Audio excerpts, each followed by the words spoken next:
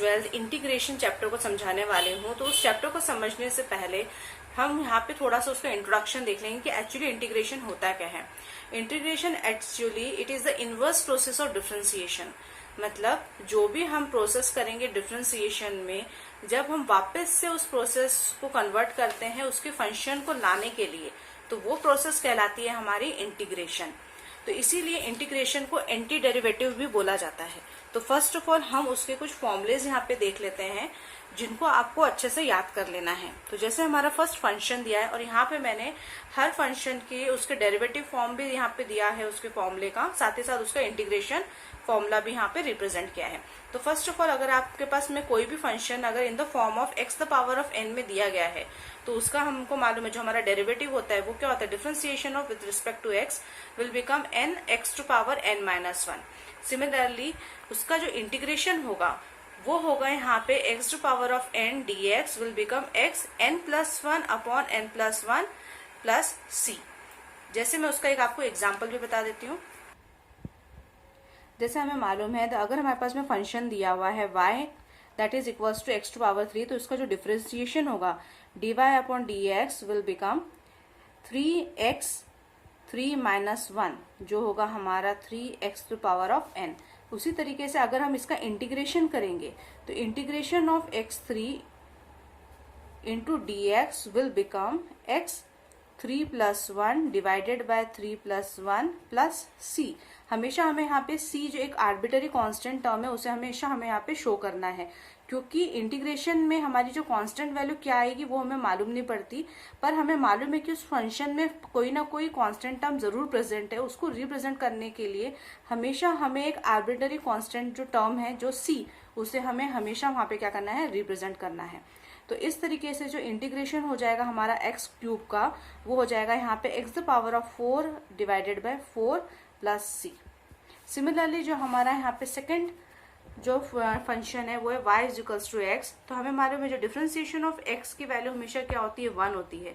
Similarly differentiation of कोई भी constant term की वैल्यू हमेशा क्या होगी, x प्लस c होगी।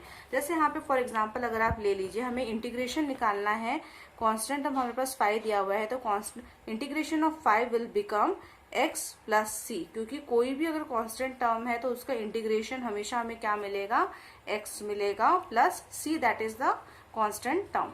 सिमिलरली हमारे पास जो थर्ड यहाँ पे वह फॉर्मूला है वो फंक्शन के लिए जिसमें y इज इक्वल्स टू हमारा a टू पावर x है, तो differentiation of y with respect to x will become ax log a। तो यहाँ पे आपको ये ध्यान रखना है कि यहाँ पे जो अगर हमारा a कोई भी कांस्टेंट टर्म हो सकता है, अगर हमारे पास इस तरह से कंडीशन दी गई है तो उसका जो इंटीग्रेशन होगा तो integration will become a to power of x upon log a।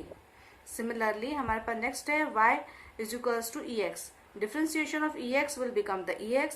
Similarly differentiation integration of ex will become ex plus c, और यहाँ पे जो उसकी पावर है वो डिपेंड करेगी। सिमिलरली अगर हमारे पास में दिया गया है e the power of 3x, तो जो उसका इंटीग्रेशन होगा हमारा integration of e the power of ex will become e the power of 3x divided by 3 plus c।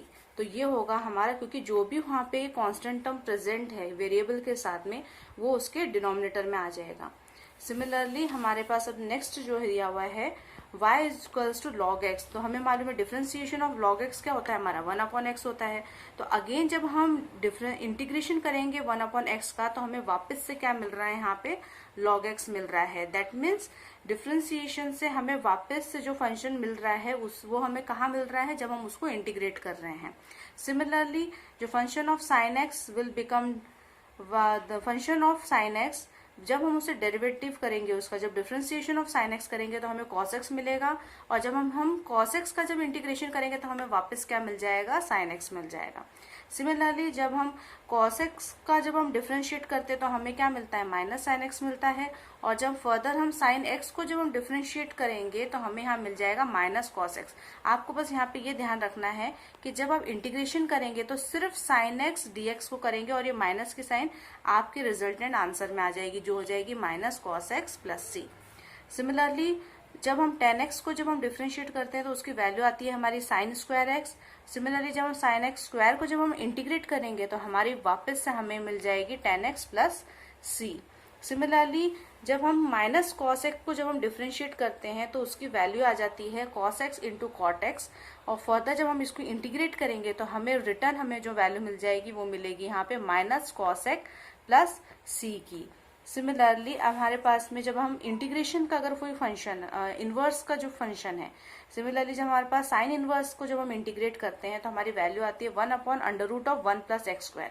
Similarly जब हम 1 upon under root of 1 plus x square को जब हम इंटीग्रेट करेंगे तो जो हमारी रिटर्न हमें वैल्यू मिलेगी वो मिलेगी in the form of minus sine inverse of x plus C.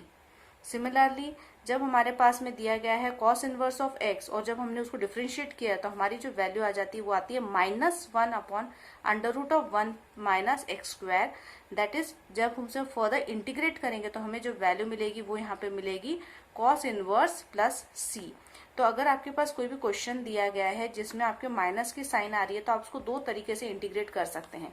तो फर्स्ट तो आप जब उसको इंटीग्रेट करेंगे तो आपके पास जो एक वैल्यू आएगी वो यहाँ पे आ जाएगी first of all 1 minus x square को जब आप इंटीग्रेट करेंगे तो आपको तो एक वैल्यू जो मिलेगी वो आपकी मिलेगी यहाँ पे cos inverse of plus C. Similarly आप इसको इस तरीके से भी लिख सकते हैं, माइनस को आप बाहर निकाल देंगे तो इन integration of 1 minus x square under root को जब डिफ्रेंशिएट करेंगे तो आपकी माइनस के साइन बाहर है और ये आपका यहाँ पे आ जाएगा sine inverse of x plus C. तो इस तरीके से आप इसको दो तरीके से डिफ्रेंशिएट कर सकते हैं। फर्स्ट ऑफ ऑल अगर आप डायरेक्ट अगर माइनस के साइन के साथ इंटीग्रेट करेंगे तो आप सीधे यहाँ पे माइनस कॉस इनवर्स लिख सकते हैं। अगर आप माइनस के साइन को अगर आप बाहर निकाल देते हैं तो आपका जो रिजल्टेंट वैल्यू आ जाएगा वो यहाँ आ जाएगा minus sine inverse x plus सी। सिमिलरली अब हम देख लेते हैं टेन इनवर्स एक्स को जब हम डिफरेंशिएट करते हैं तो उसकी वैल्यू आती है 1 upon 1 plus x square. Similarly जब हम 1 अपॉन 1 प्लस एक्स स्क्वायर को जब हम इंटीग्रेट करेंगे तो हमें वापस से क्या मिल रहा है, हमारा tan inverse of x plus C. Similarly sec inverse का इंटीग्रेशन होता है हमारा sec inverse of x plus C, जिसका डिफरेंशिएशन होता है हमारा 1 upon x under root of x square minus 1, जिसको हम फर्दर जब हम डिफरेंशिएट करेंगे इंटीग्रेट करेंगे तो हमारे को वापस जो वैल्यू है हमारी sine inverse of x plus C की यहाँ पे मिल जाएगी। सिमिलरली यहाँ पे माइनस कोसेक इनवर्स एक्स को भी जब डिफरेंशिएट करते हैं तो उसकी वैल्यू हमारी आती है x into x square minus 1 under root of x square minus 1। जब हम इसे इंटीग्रेट करेंगे तो वापस हमें जो वैल्यू मिल जाएगी वो हो जाएगी हमारी minus cosec inverse plus C. तो आप यहाँ देख रहे हैं लगभग हर क्वेश्चन में जो भी आपकी फंक्शन की वैल्यू है आपको वापस से मिल रही है इंटीग्रेट करने के बाद में। तो इसीलिए हम इंटीग्रेशन को एंटी डेरिवेटिव भी बोलते हैं, जो हमें वापस से जो हमारा डेरिवेटिव करने से पहले जो फंक्शन होता है वो वैल्यू हमारे पास में ले आता है।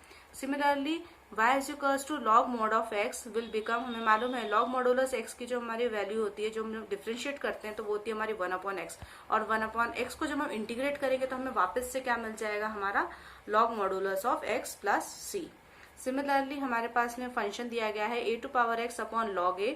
तो जैसे हमें मालूम है जब हम इसका डेरिवेटिव करते हैं तो हमें क्या मिलता है a to power of x, और a टू पावर x को जब हम फर्दर हम इंटीग्रेट करते हैं तो हमारी वैल्यू आ जाती है a to power of x upon log a plus C. तो ये कुछ उसके बेसिक फॉर्मूले हैं जिन्हें आपको अच्छे से याद रखना है। यहाँ पे जैसे क्वेश्चन में आपको समझा देती हूँ, अगर आपके पास में कोई भी फंक्शन दिया है y is equals to function of x जिसका आप डेरिवेटिव करेंगे तो derivative of function of x, तो जब हम इसे इंटीग्रेट करते हैं तो जो derivative of x with respect of x के साथ हम डेरिवेटिव कर रहे थे वो यहाँ पे क्या हो जाएगा, हमारे इंटीग्रेशन के साथ में फंक्शन के साथ में जाके मल्टीप्लाई हो जाएगा। और हमें मालूम है the function of x with derivative of x will become fx plus C. जो हमें रिजल्टेंट जो हमारी फंक्शन की वैल्यू है वो हमें मिल जाएगी, साथ ही साथ उसका कांस्टेंट टर्म भी। जैसे हमारे पास एग्जांपल देख लेते हैं, अगर हमें y दी गई है 3x स्क्वायर प्लस 4, तो फर्स्ट ऑफ ऑल हम इसका डेरिवेटिव निकालेंगे। तो हमें मालूम है 3x स्क्वायर का डेरिवेटिव हमारा क्या होगा, 3 into 2 into x power of 1। Similarly derivative of 4 हमारा क्या होता है, 0 होता है। तो इससे हमारी डेरिवेटिव की वैल्यू हमें मिल जाएगी 6x प्लस 1। अब हमें इसे इंटीग्रेट करना है तो टेकिंग द इंटीग्रेशन साइन तो dy will become integration of 6x into D, और हमें मालूम है x dx का इंटीग्रेशन 6 कांस्टेंट टर्म पे इसलिए वो हमारा बाहर आ जाएगा। और हमने जो हमारा फर्स्ट जो फॉर्मूला हमने देखा था फॉर इंटीग्रेशन का तो वो होगा x to power f n dx will become x n plus 1 upon n plus 1 plus c। तो यहाँ पे जो हमारी x की वैल्यू है यहाँ पे 1 है। तो जब हम इसको इंटीग्रेट करेंगे तो ये हो जाएगा हमारा x टू पावर 2 अपॉन 2 से 6 कैंसिल आउट हो गए 3x। तो आप देख रहे हैं वापस से जो हमारी फंक्शन की वैल्यू थी 3x स्क्वायर प्लस 4 इसीलिए यहाँ पे मेंशन नहीं हो रही है क्योंकि हम जब डेरिवेटिव करते हैं तो उसकी वैल्यू 0 हो जाती है। तो इसीलिए जब भी हम इंटीग्रेट करते हैं किसी भी वैल्यू को तो हम c शो करते हैं, क्योंकि c हमें बताता है कि इसके साथ में कोई ना कोई कांस्टेंट टर्म प्रेजेंट था। तो यहाँ पे c, यहाँ पे हम बोल सकते हैं एक तरीके से हमें 4 शो कर रहा है कि 3x स्क्वायर के साथ में 4 भी यहाँ पे प्रेजेंट है।